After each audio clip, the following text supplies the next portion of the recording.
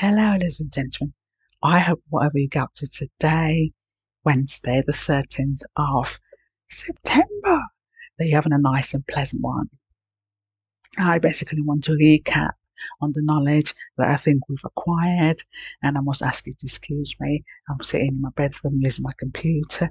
It's not a very bright day, isn't it? It's gone overcast, and so it's quite dark in my room. Excuse me. So I basically want to run through this quickly. I've got visitors coming in. I have this one today, and I've got to crack on with my house chores. I have introduced 12 basic tenses, and because I'm quite mindful of the fact that you lot don't want to eat up all your data, I'm going to be quite quick. I'm going to skim through them, and I'm going to give you examples. I like to just point out that there's tenses I want to employ when you use English every day, or when you write in your stories and your poems, and you might do them without thinking. The main issue is that I found, having read some of your content, not all of you, some of your content, people struggle with these tenses. And if people struggle with the basic tenses, there's no way we can build upon them to move on to conditional tenses. So, by way of explanation, I keep focusing on the basic tenses because when we move on to conditional ones, if you haven't grasped them, you're going to struggle. When I ran the workshop earlier in the year, I left a lot of people behind in the sense that they were on my page, they were trying to follow what I was saying, but they were left behind because their knowledge wasn't there. There was a gap in their knowledge. So I'm going to start off this time by looking at the basics so that everyone will come along with us when we move to the second half of the workshop in the next couple of weeks. I want to please implore you, if you want to get better at using English and writing it, if it's essential for your job, that you probably take your time to watch my content. I have videos, and for those of you who have problems watching videos because of your data, I sit here and I laboriously write them out. And also, what to do is I use reels, which are bite-sized videos. So if you don't have enough data, you can watch the reel and come back at a later stage to watch the main video. I like to start off by explaining the present tenses. In English, we have 4 present tenses that we use, don't we? We talk about the present simple tense, present continuous tense, present perfect continuous, and there should be 4. Present simple, present continuous, present perfect, that's it, present perfect continuous. I need to put up my breakfast. Okay, present simple, like to keep it simple. We only inflect one word. Present simple, we like to keep it simple. We only change one verb. If you've forgotten, I've made a point that verbs give us tenses. So verbs give us tenses, ladies and gentlemen, if you've forgotten that. My example is going to be one sentence that I'm going to inflect all throughout. My example is going to be Jennifer sits behind Jennifer in class. And that's going to be the only sentence I'm going to use. Jennifer sits behind Jennifer in class. Now I've used a third person singular pronoun. What does that mean? I sit first person, you sit second person, he, she, it third person sits. I'm going to move on to the plural of the subject pronouns, and I'm going to show you how to work with the present simple tense. We sit, you sit, they sit. I'm going to come back to my example, and that's going to be on the screen. Jennifer sits behind Jennifer in class. I have used the third person to show how the S has to be added when you're using the present simple tense. I find a lot of speakers of other beautiful languages don't remember to use the S. Jennifer is she. She sits behind Jennifer in class. How might I use the present simple tense? To keep it simple, I use it to describe an activity that takes place all the time. To keep it simple, I use it to describe an activity that is a scheduled one. I might hear this at my train station. The Basingstoke train leaves from platform number 2. The train is scheduled to leave from that platform. That's what it does all the time. So the train leaves from platform number 2, a scheduled activity, something that takes place all the time. Jennifer sits behind Jennifer in class. I'm going to move on to the present continuous tense. The present continuous is the tense that takes an ing. The simplest way to remember continuous is that the action is ongoing. So I like to do that. Present continuous. Now we're moving on to more words. So the next tense, the present continuous tense, has 2 words. You form it with 2 verbs. Now, which verb am I going to use? To keep it simple, I'm going to use the verb to be. The verb to be is the auxiliary or helping verb. So, in order to recap on a knowledge base, because again, I'm not going to assume that people know this, I'm going to conjugate the verb to be. I am, you are, he, she, it is with the S. Please have a look at the example on the screen. I'm going to move on to the plural. I'm going to say we are, you are, they are. So with the present continuous, I said the verbs that we use are 1, the verb to be, plus a main verb ending in ing. I like to say at this point that it's all in the videos, but a lot of people do not watch these videos. So my example again is Jennifer. Jennifer is sitting behind Jennifer. It shows the action is going on at the minute. So with present tenses, there's an S. So Jennifer is is.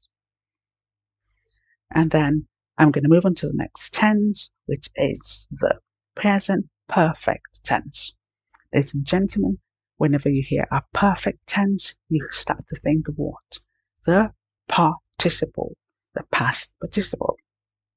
I have said when I ran the workshop when was it? It was April.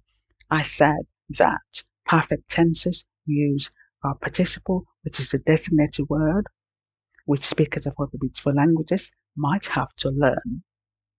So the present perfect tense looks like this. Jennifer has sat behind Jennifer in class for a whole term. Please have a look at the sentence on the screen. Jennifer has sat behind Jennifer in class for a whole term. Now, what have I done? I've introduced another auxiliary. I'm going to take you back to the present continuous. I said it works with the verb to be. Now, you might have noticed that perfect tenses work with the verb to have. I'm going to conjugate the verb to have. I have, you have, he, she, it has. Ladies and gentlemen, please pay attention to the sentence on the screen. She has, Jennifer. She has sat behind Jennifer in class for a whole year. I'm going to move on to the plural subject and show you how to work with the verb. So, we have, you have, they have. Again, ladies and gentlemen, with present tenses, the third person likes an S. So, she has sat behind Jennifer in class for a whole term. When might I use the present perfect tense? I need breakfast. I need to go and have my breakfast. And I got house chores as well. So I might use the present perfect to describe an activity that has 1, either just ended or started in the past and it's still going on, as this is where speakers of beautiful languages get themselves modeled. I might use the present perfect tense to describe an activity that started in the past and is still going on, or I might use it to describe an activity that has just ended. I'm going to show you an example. So, I am eating breakfast. I'm going to finish eating breakfast and then you're going to ring me and I'm going to tell you, because I've just finished the activity, I have eaten breakfast. So that's to say the activity has been completed, but it was recently done. The action took place in the recent past. So my example would be, I have eaten breakfast. I haven't. But that's to say, I have just had breakfast. What about my example where I started with? I said, Jennifer has sat behind Jennifer in class for a whole term. She started sitting behind Jennifer at the start of the term. She's still sitting behind Jennifer. So the action started in the past and it's still going on at the minute. So a lot of people get these tenses mixed up. The other tense that I introduced was the present perfect continuous. I'm going to go back to the present perfect before I move on to this next tense. Let's look at the conjugation. The verb to have plus a past participle. You call it a past participle. We'll just call it a participle. But I need to distinguish between that and an other participle, which is the present participle. So have plus a designated past participle. She has sat. A lot of people don't know participles. Please, if you have access to the dictionary or can use one online, look up the meaning of a verb. So for example, to sit, and then look down and see wherever you can have the PP, the past participle, where they would give you sat, for example. So that's another way to learn these participles, because with irregular verbs, they're very hard to master. I'm now going to go back to the present perfect continuous. And because you're clever, you're going to tell me that wherever I use the word continuous, you should expect an ing. You know that now, don't you? So the present perfect continuous would look like this. So let me find my example.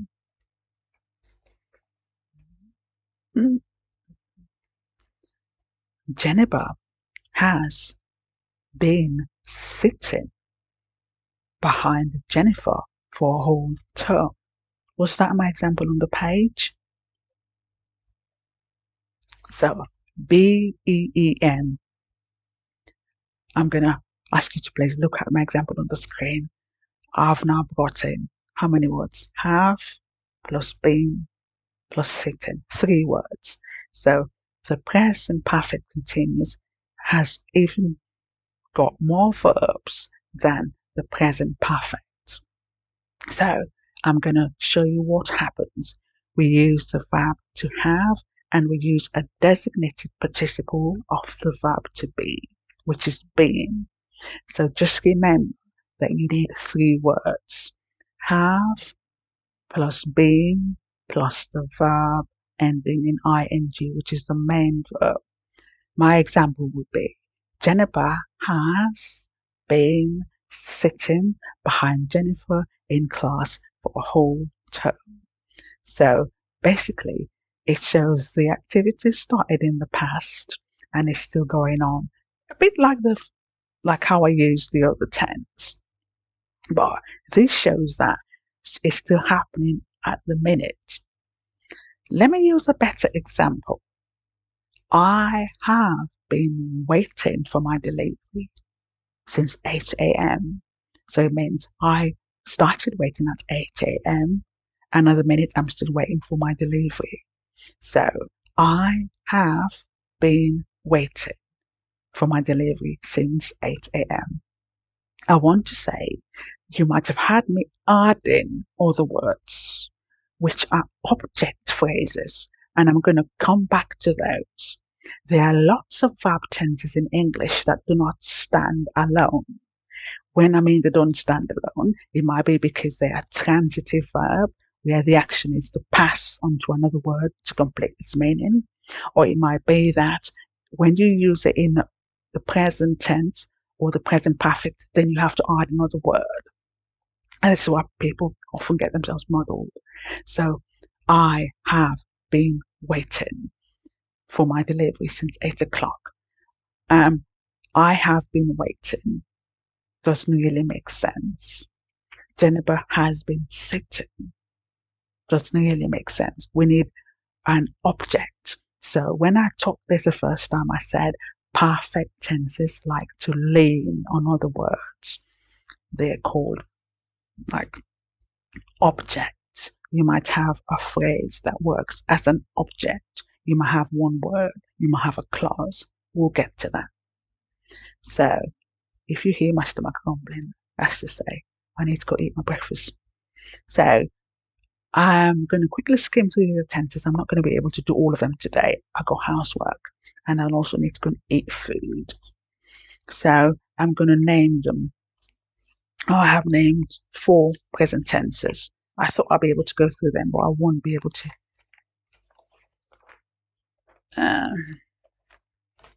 So have I mentioned past tenses? Past simple. Jennifer sat behind Jennifer in class yesterday for the first time. That's an action that took place in the past. One time only. How about the past continuous? Jennifer was sitting behind Jennifer in class yesterday. What have I done? I have used the past tense of the verb to be. I have already conjugated it in the present tense. I might have to do it as well in the past.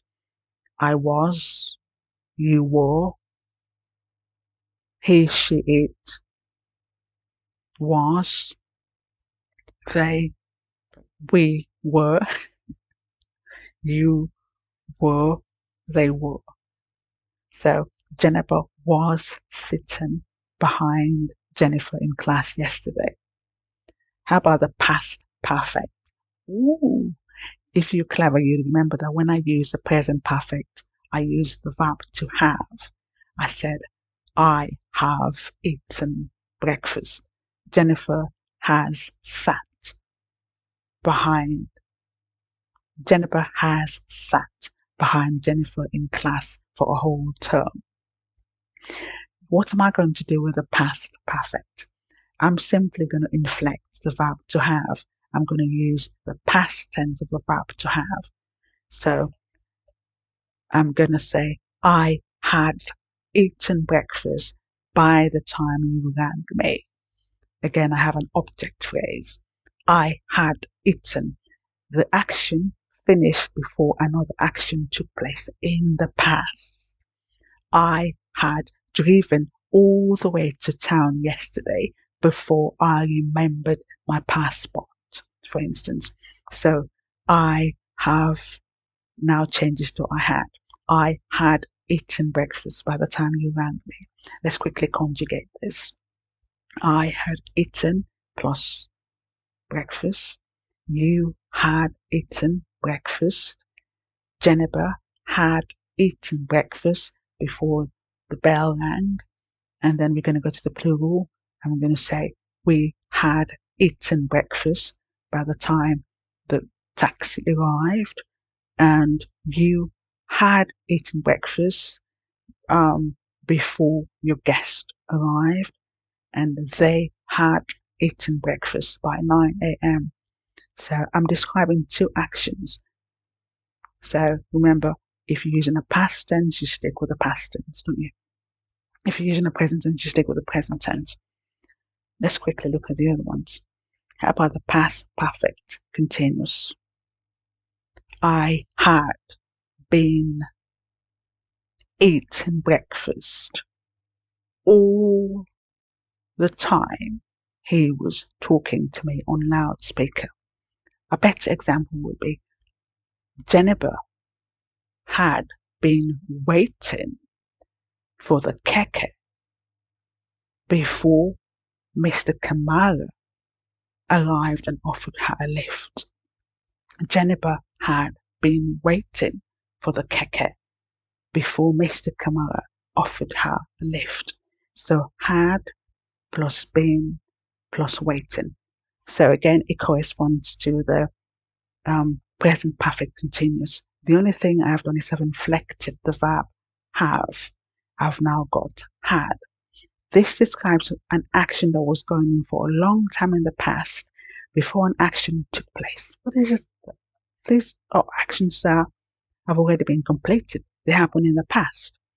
ING words show a duration. The action took place over a period of time.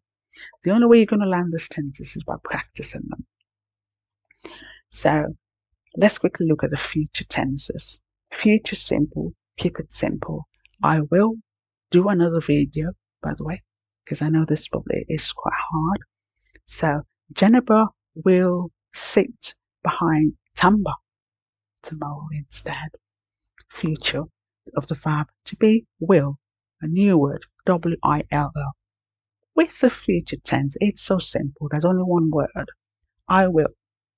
If you were getting married. So, Jennifer will sit behind Tamba tomorrow. That's the future simple. How about the future continuous? We use another word. We bring in another auxiliary, the verb to be. Have you noticed that all the tenses I have introduced use either the verb to be or the verb to have? If you have, you're a clever person. That's first. We're working with the verb to be and the verb to have. So I want to look at the future continuous. I'm going to show you how it works. Will plus be plus ing. I will be doing another video further down the line. Will plus be plus ing.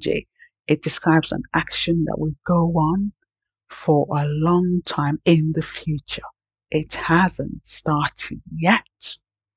I will be vacuuming my floor in another 20 minutes. So I've got to go do my vacuuming.